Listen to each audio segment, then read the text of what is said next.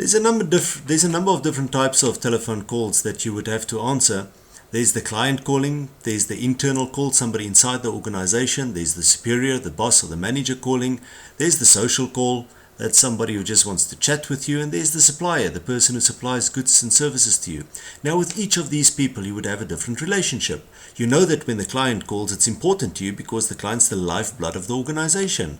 You know if the superior calls, it's also very important because your future depends on how you treat this person.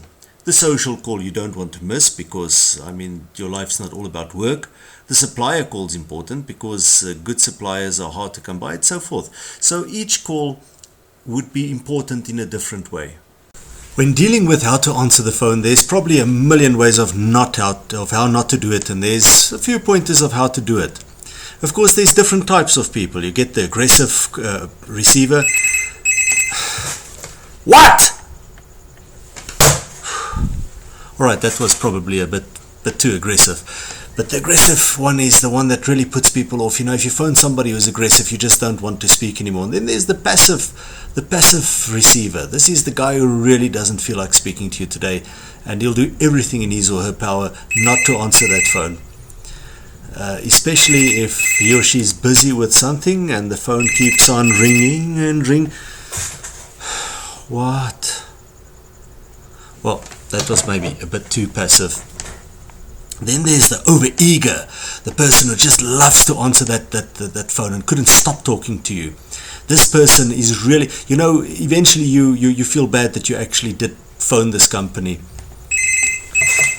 Good day, this is Babalingwe Enterprises. How may I be of immaculate assistance to you today? A bit overeager, isn't it? Well, here's a good way to answer the phone. Babalingwe Enterprises, Derek speaking. How may I help you? When answering the telephone correctly, there's a certain protocol that needs to be followed here. Firstly, identify who you represent, your company. Say who you phone, where you're phoning from. Babalingwe Enterprises. Now I'm identifying my company. Show courtesy. Greet the person. Babalingwe Enterprises. Good day.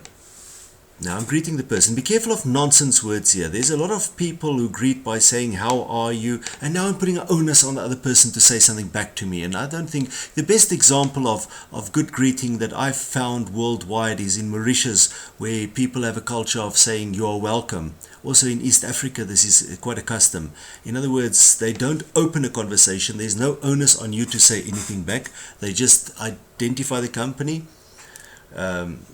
You are welcome to Babalingwe Hotel. Courtesy shown, they show who they represent. Identify yourself. Who's speaking here? Offer your assistance. Tell them that you want to help them. A good example of answering a telephone would be the one that you see on the screen here.